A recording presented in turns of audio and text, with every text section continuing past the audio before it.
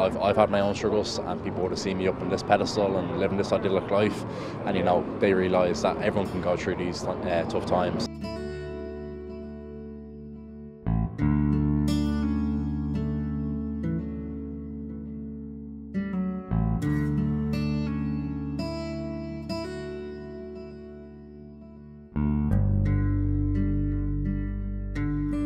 I became an ambassador through the loss of a loved one, my son, who died by suicide in 2012, aged 16 years of age.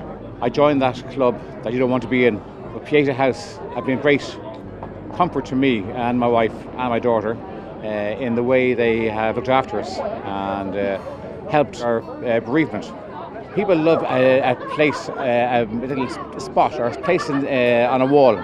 It's a great thing to do, and you can leave a little message there for a loved one you've lost, or a little few words or memory, something you want to write there. It'd be a lovely thing to do, and hopefully this wall becomes a focal point over the next few weeks before it darkens into light. I think it'd be a great thing.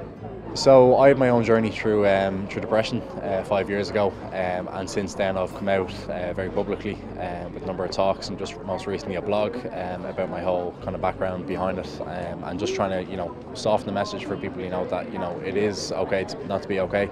I've had my own struggles, and people would have seen me up on this pedestal and living this idyllic life, and they realise that everyone can go through these tough times, and there is a way out, and I'm just trying to illuminate the path for everyone else. I have a visual there for people to know, I'm not the only one going through this difficult time, and there is other people out there, and that will hopefully help them to seek the help and talk and normalise the conversations around mental health.